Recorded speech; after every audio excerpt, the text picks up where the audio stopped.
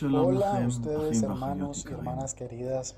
Yo quiero continuar con nuestra serie de mensajes sobre los templos, sobre los 8 templos de los cuales la palabra del Señor habla. Hoy nosotros comenzaremos a hablar sobre el séptimo templo. Yo quiero comenzar en Isaías capítulo 2 versículos del 1 al 4.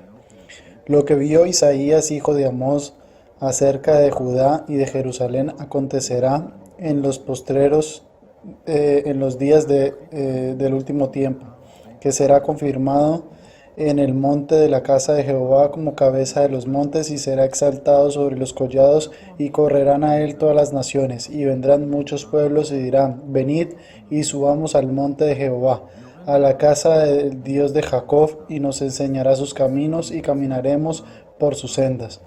Porque de Sión saldrá la ley, y de Jerusalén la palabra de Jehová, y juzgará entre las naciones, y reprenderá a muchos pueblos, y volverán sus espadas en rejas de arado, y sus lanzas en hoces. No alzará espada nación contra nación, ni se adiestrarán más para la guerra. Tenemos aquí una descripción que en los últimos tiempos habrá un monte. Se confirmará el monte de la casa del Señor. Ustedes saben que el templo que había sido construido en Jerusalén en realidad no era tan alto.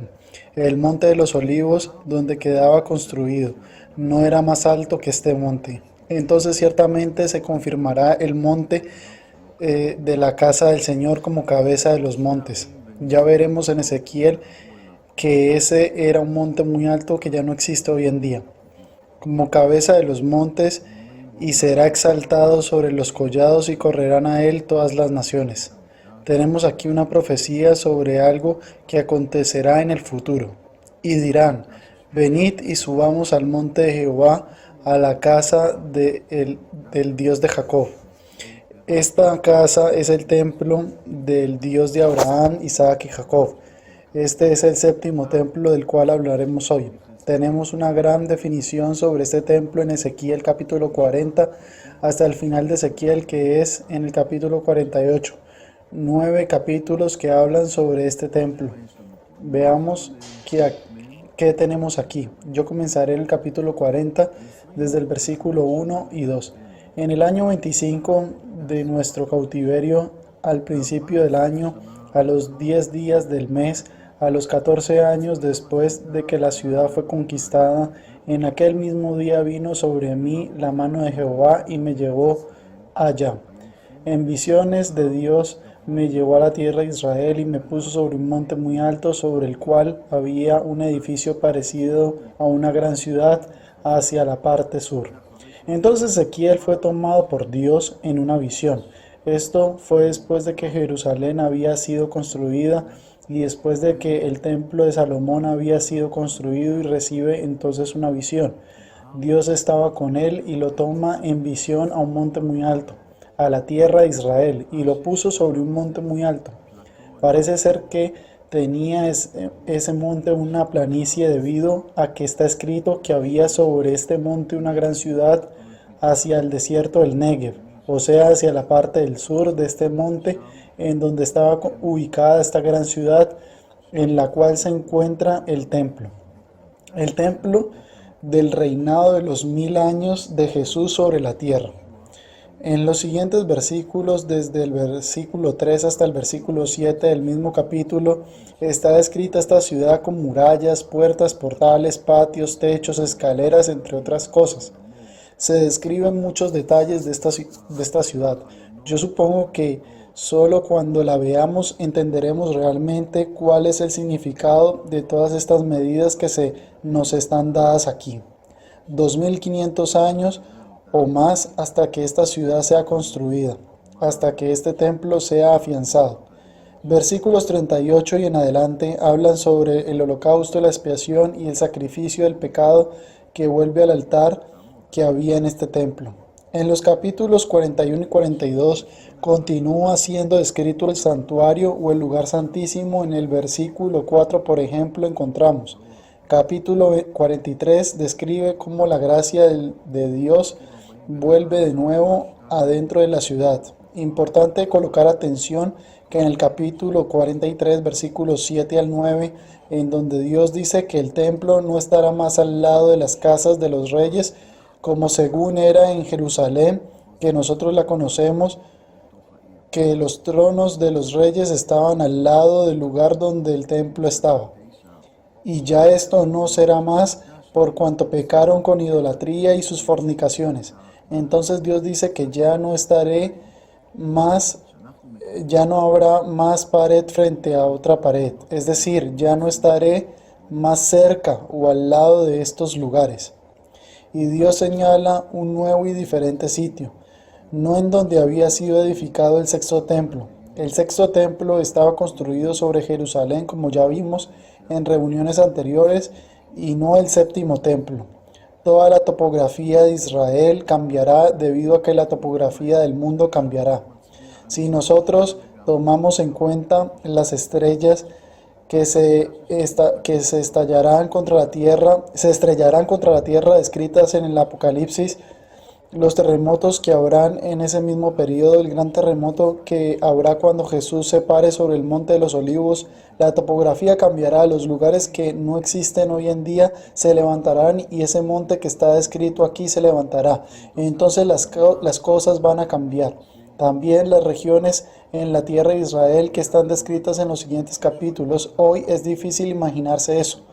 Ustedes saben que la tierra prometida desde el río Prat y hasta el río de Egipto, y todavía no sabemos si es el Nilo o si es el río Bat y el Arish, como según dicen que está al norte del Sinaí.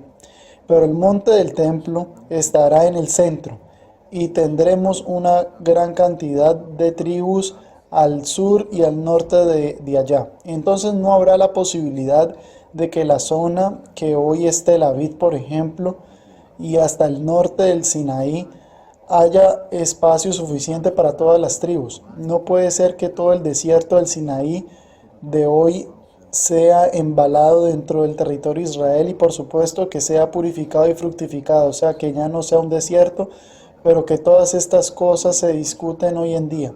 Nosotros esperamos ver algo que seguro la tierra de Israel será mucho más grande de lo que es hoy. Incluirá todo el territorio que hoy está en la zona de Manasé, incluirá Siria e incluirá partes del Líbano de hoy. Todo esto ocurrirá solo en el periodo del milenio, pero nosotros continuaremos aquí en el templo. Entonces la gracia de Dios volverá a este templo. Se nos está escrito en el capítulo 43 y volverá de la misma forma en la que dejó el templo, como según Ezequiel lo describe en sus primeros capítulos. Otra vez, según desde que entonces él dejó en dirección al oriente y subió al monte de los olivos, ahora desde el monte de los olivos él volverá y entrará de nuevo a este lugar santo. Y en el capítulo 47, en el versículo 1, está escrito un río que fluye desde el oriente y que salía del umbral de la casa.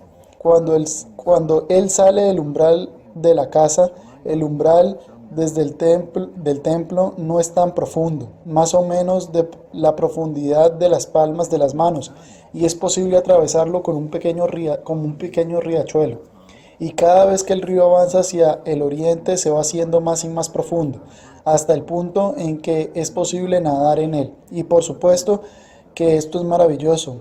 Ellos no se forman así por sí mismos, y estas aguas estarán llenas de vida, de peces. A los dos lados del río crecerán árboles con frutos 12 veces al año, y este río fluirá hasta el mar muerto, y el mar muerto recibirá vida. Donde esa agua llegue, crecerá la vida. Entonces tiene detalles completos de lo que acontecerá en este templo. Este será el séptimo templo. Él estará en pie durante el séptimo milenio desde la creación del mundo. Hoy yo les recuerdo que estamos al final del sexto milenio y estará en pie durante 1000 años, y en sus días ocurrirá la séptima fiesta. las fiestas de los tabernáculos, y en Levítico 23 tenemos todas las 8 festividades del Señor, contando el Shabbat, la Pascua, y Shavuot, la fiesta de las semanas, Yom Kippur, la fiesta de la expiación de los pecados, y luego viene Sukkot, la fiesta séptima. Luego tenemos Sheminit Atzeret, del cual hablaremos más adelante. Entonces el séptimo templo en el séptimo milenio, y en su momento ocurrirá de forma profética la fiesta de Sukkot, la fiesta de los tabernáculos, la séptima fiesta judía. Yo recuerdo que las naciones judías, que las anteriores fiestas, Jesús bajó del cielo para morir en la Pascua exactamente, dejó su cuerpo a las 2 de la tarde en la fiesta de la Pascua, y así la fiesta de Pesaj ocurrirá, la fiesta que permitió en su tiempo la salida desde Egipto, la salida de la esclavitud a la libertad, y por medio de la muerte de Jesús, la salida del pecado a la libertad. La fiesta de las Matzot, en las que en el primer día el gran sacerdote da la ofrenda en el primer fruto del año, y Jesús, que se levantó de los muertos exactamente el primer día de la fiesta de las Matzot. Él es el fruto del nuevo pacto de Dios. Adán fue el primer hombre que trajo el pecado al mundo, y Jesús fue el primer hombre que trajo justicia al mundo, y por medio de él se abrió el camino a la salvación. Y después de la fiesta de las semanas también se encuentran las profecías, cuando el Espíritu Santo vino sobre la primera congregación. La congregación se originó en la tierra de Israel y luego se dispersó por todo el mundo, y como se puede encontrar en nuestra serie de mensajes sobre las fiestas, este es el tiempo en el que yo creo que ocurrirá el arrebatamiento, y después de Yom Kippur, en el cual el pueblo de Israel se arrepentirá. Así acontecerá esta fiesta con relación a las profecías, y todas las fiestas tienen un significado profético, y entonces nosotros llegamos a la fiesta de Sukkot. Esta es la fiesta en la que Dios libera su justicia, su reino, la justicia de David el caído, como se nos está escrito en Amós capítulo 9. Él la libera sobre todos los pueblos. Es en ese tiempo en el que ese monte crecerá, y allá la ciudad será construida, y el templo estará, y allá subirán todas las naciones a pie, y se postrarán delante del Rey nuestro Señor, Jehová de los ejércitos. Terminaremos con Zacarías capítulo 14, versículos 16 al 19, y allá se nos está escrito: ¿qué les pasará a estos pueblos que no se postraren delante del Señor? Y yo leeré: y todos los que sobrevinieren de las naciones que vinieron contra Jerusalén subirán de año en año para adorar al Rey, a Jehová de los ejércitos, y celebrar la fiesta de los tabernáculos. Y acontecerá que los de las familias de la tierra que no subieren a Jerusalén para adorar al Rey, Jehová de los ejércitos, no vendrá sobre ellos lluvia. Y si la familia de Egipto no subiere y no viniere, sobre ellos no habrá lluvia. Vendrá la plaga con la que Jehová herirá las naciones que no subieren a celebrar la fiesta de los tabernáculos. Puede ser que Egipto esté señalada por parte, debido a que hasta hoy en día Egipto recibe el agua del Nilo, que es llenado por las lluvias, y por lo tanto, si no subieren a la nueva Jerusalén, su castigo será diferente. Esta será la pena del pecado de Egipto y del pecado de todas las naciones que no subieren para celebrar la fiesta de los tabernáculos. La fiesta de los tabernáculos, pues, es la fiesta que señala el establecimiento del reino de Dios en la tierra. Hermanos y hermanas queridos, con esto terminamos el séptimo templo, y les deseo a todos ustedes un día bendecido.